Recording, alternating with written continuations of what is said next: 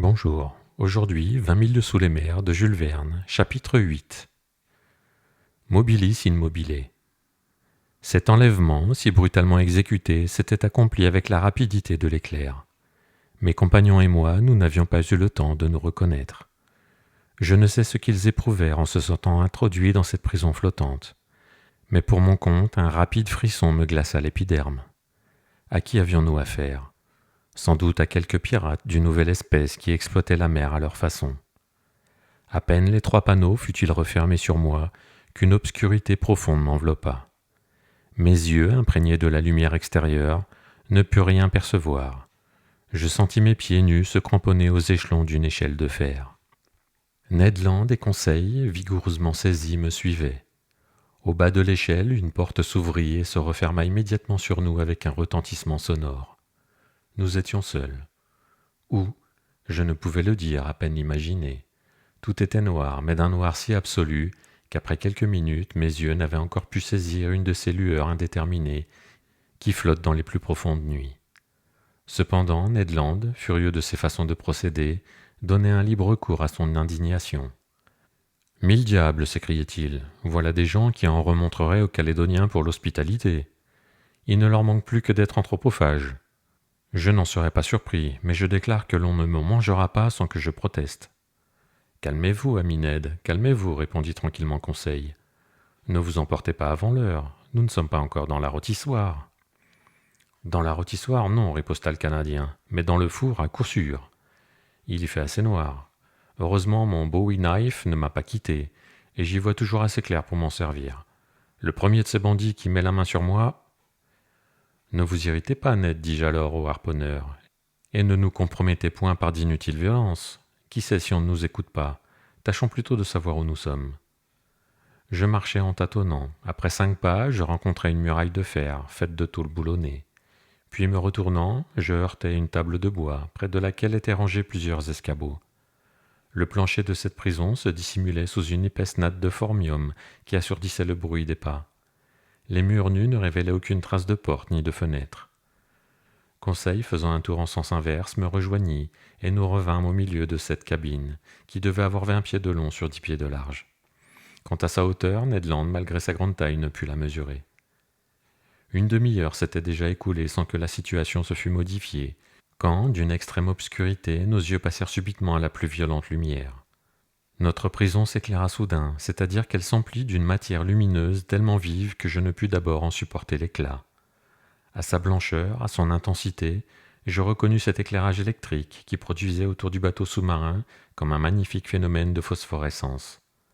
Après avoir involontairement fermé les yeux, je les rouvris et je vis que l'agent lumineux s'échappait d'un demi-globe dépoli qui s'arrondissait à la partie supérieure de la cabine. « Enfin, on y voit clair !» s'écria Ned Land qui, son couteau à la main, se tenait sur la défensive. « Oui, répondis-je, risquant l'antithèse, mais la situation n'en est pas moins obscure. » « Que monsieur prenne patience, dit l'impassible Conseil. Le soudain éclairage de la cabine m'avait permis d'en examiner les moindres détails. Elle ne contenait que la table et les 5 escabeaux. La porte invisible devait être hermétiquement fermée. Aucun bruit n'arrivait à notre oreille. Tout semblait mort à l'intérieur de ce bateau. Marchait-il, se maintenait-il à la surface de l'océan, s'enfonçait-il dans ses profondeurs ? Je ne pouvais le deviner. Cependant, le globe lumineux ne s'était pas allumé sans raison. J'espérais donc que les hommes de l'équipage ne tarderaient pas à se montrer. Quand on veut oublier les gens, on n'éclaire pas les oubliettes. Je ne me trompais pas. Un bruit de verrou se fit entendre, la porte s'ouvrit, 2 hommes parurent. L'un était de petite taille, vigoureusement musclé, large d'épaules, robuste de membres, la tête forte, la chevelure abondante et noire, la moustache épaisse, le regard vif et pénétrant, et toute sa personne empreinte de cette vivacité méridionale qui caractérise en France les populations provençales. Diderot a très justement prétendu que le geste de l'homme est métaphorique, et ce petit homme en était certainement la preuve vivante. On sentait que dans son langage habituel, il devait prodiguer les prosopopées, les métonymies et les hypallages, ce que d'ailleurs je ne fus jamais à même de vérifier, car il employa toujours devant moi un idiome singulier et absolument incompréhensible. Le second inconnu mérite une description plus détaillée. Un disciple de Gratiolet ou d'Engel eût lu sur sa physionomie à livre ouvert. Je reconnus sans hésiter ses qualités dominantes. La confiance en lui, car sa tête se dégageait noblement sur l'arc formé par la ligne de ses épaules, et ses yeux noirs regardaient avec une froide assurance. Le calme, car sa peau, pâle plutôt que colorée, annonçait la tranquillité du sang. L'énergie, que démontrait la rapide contraction de ses muscles sourciliers. Le courage, enfin, car sa vaste respiration dénotait une grande expansion vitale. J'ajouterai que cet homme était fier, que son regard ferme et calme semblait refléter de hautes pensées, et que de tout cet ensemble, de l'homogénéité des expressions dans les gestes du corps et du visage, suivant l'observation des physionomistes, résultait une indiscutable franchise. Je me sentis involontairement rassuré en sa présence, et j'augurais bien de notre entrevue. Ce personnage avait-il 35 ou 50 ans? Je n'aurais pu le préciser. Sa taille était haute, son front large, son nez droit, sa bouche nettement dessinée, ses dents magnifiques, ses mains fines, allongées, éminemment psychiques, pour employer un mot de la chirognomonie, c'est-à-dire digne de servir une âme haute et passionnée. Cet homme formait certainement le plus admirable type que j'eusse jamais rencontré. Détail particulier, ses yeux, un peu écartés l'un de l'autre, pouvaient embrasser simultanément près d'un quart de l'horizon. Cette faculté, je l'ai vérifié plus tard, se doublait d'une puissance de vision encore supérieure à celle de Ned Land. Lorsque cet inconnu fixait un objet, les lignes de ses sourcils se fronçaient, ses larges paupières se rapprochaient de manière à circonscrire la pupille des yeux et à rétrécir ainsi l'étendue du champ visuel, et il regardait. Quel regard! Comme il grossissait les objets rapetissés par l'éloignement, comme il vous pénétrait jusqu'à l'âme, comme il perçait ces nappes liquides si opaques à nos yeux, et comme il lisait au plus profond des mers. Les deux inconnus, coiffés de bérets faits d'une fourrure de loutre marine et chaussés de bottes de mer en peau de phoque, portaient des vêtements d'un tissu particulier qui dégageaient la taille et laissaient une grande liberté de mouvement. Le plus grand des deux, évidemment le chef du bord, nous examina avec une extrême attention sans prononcer une parole. Puis, se retournant vers son compagnon, il s'entretint avec lui dans une langue que je ne pus reconnaître. C'était un idiome sonore, harmonieux, flexible, dont les voyelles semblaient soumises à une accentuation très variée. L'autre répondit par un hochement de tête et ajouta 2 ou 3 mots parfaitement incompréhensibles. Puis du regard, il parut m'interroger directement. Je répondis en bon français que je n'entendais point son langage, mais il ne sembla pas me comprendre et la situation devint assez embarrassante. « Que monsieur raconte toujours notre histoire, me dit Conseil. Ces messieurs en saisiront peut-être quelques mots. » Je recommençai le récit de nos aventures, articulant nettement toutes mes syllabes et sans omettre un seul détail.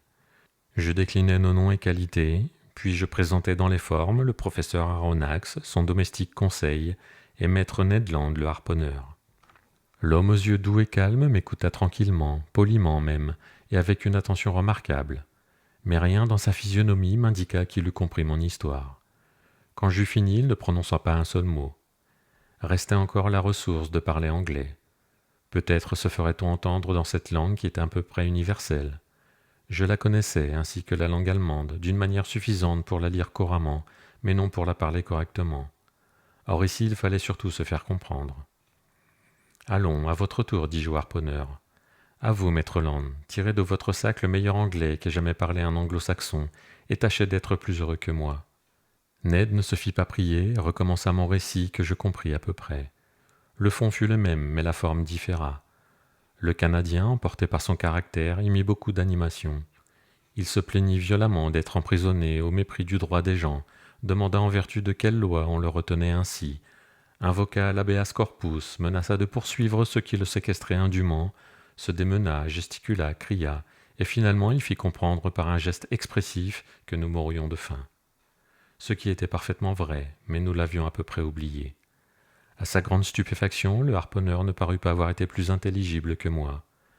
Nos visiteurs ne sourcillèrent pas. Il était évident qu'ils ne comprenaient ni la langue d'Arago, ni celle de Faraday.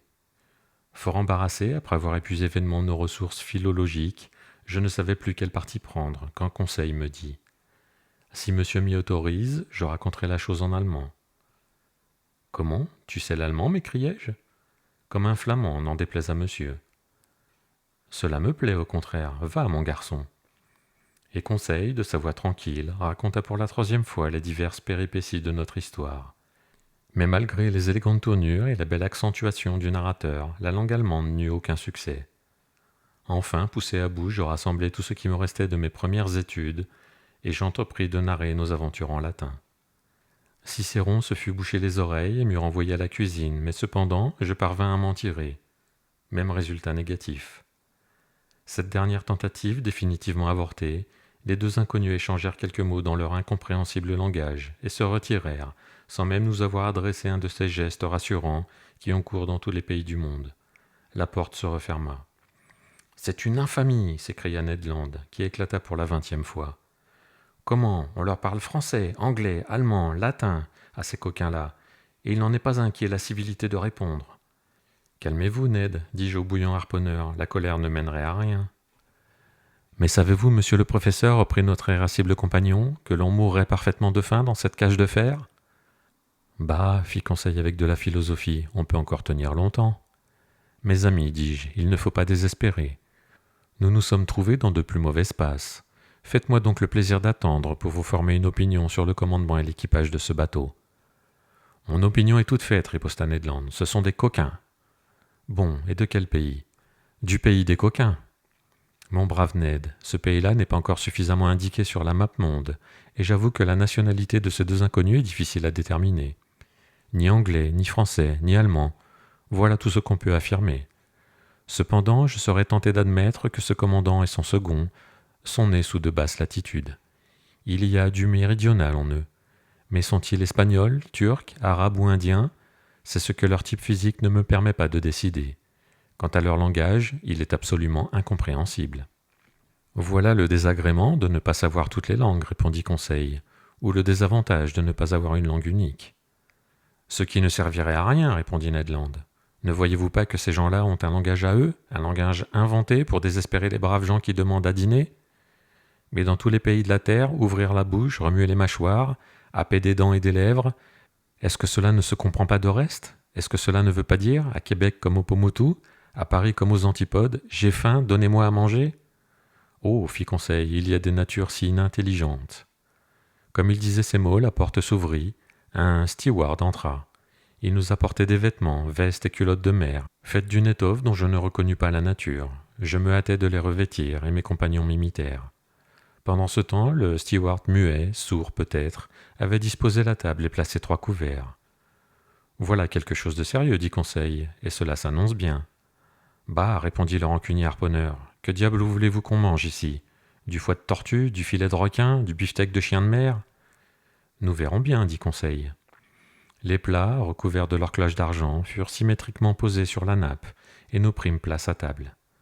Décidément, nous avions affaire à des gens civilisés, et sans la lumière électrique qui nous inondait, je me serais cru dans la salle à manger de l'hôtel Adelphi à Liverpool, ou du Grand Hôtel à Paris. Je dois dire toutefois que le pain et le vin manquaient totalement. L'eau était fraîche et limpide, mais c'était de l'eau, ce qui ne fut pas du goût de Ned Land. Parmi les mets qui nous furent servis, je reconnus divers poissons délicatement apprêtés. Mais sur certains plats, excellents d'ailleurs, je ne pus me prononcer, et je n'aurais même su dire à quel règne, végétal ou animal, leur contenu appartenait. Quant au service de table, il était élégant et d'un goût parfait. Chaque ustensile, cuillère, fourchette, couteau, assiette, portait une lettre entourée d'une devise en exergue, et dont voici le fac-similé exact. Mobilis in mobile. Mobile dans l'élément mobile. Cette devise s'appliquait justement à cet appareil sous-marin, à la condition de traduire la préposition in par dans et non par sur. La lettre N formait sans doute l'initiale du nom de l'énigmatique personnage qui commandait au fond des mers. Ned et Conseil ne faisaient pas tant de réflexions. Ils dévoraient, et je ne tardais pas à les imiter. J'étais d'ailleurs rassuré sur notre sort, et il me paraissait évident que nos hôtes ne voulaient pas nous laisser mourir d'inanition. Cependant, tout finit ici-bas, tout passe, même la faim de gens qui n'ont pas mangé depuis 15 heures. Notre appétit satisfait, le besoin de sommeil se fit impérieusement sentir. Réaction bien naturelle, après l'interminable nuit pendant laquelle nous avions lutté contre la mort. « Ma foi, je dormirai bien, dit Conseil. »« Et moi, je dors, répondit Ned Land. » Mes 2 compagnons s'étendirent sur le tapis de la cabine et furent bientôt plongés dans un profond sommeil. Pour mon compte, je cédai moins facilement à ce violent besoin de dormir. Trop de pensées s'accumulaient dans mon esprit, trop de questions insolubles s'y pressaient, trop d'images tenaient mes paupières ouvertes.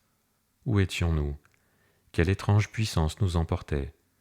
Je sentais, ou plutôt je croyais sentir, L'appareil s'enfonçait vers les couches les plus reculées de la mer. De violents cauchemars m'obsédaient. J'entrevoyais dans ces mystérieux asiles tout un monde d'animaux inconnus, dont ce bateau sous-marin semblait être le congénère, vivant, se mouvant, formidable comme eux. Puis mon cerveau se calma, mon imagination se fondit en une vague somnolence, et je tombai bientôt dans un morne sommeil. Merci de m'avoir écouté, on se retrouve très vite pour la suite de 20 000 lieues sous les mers.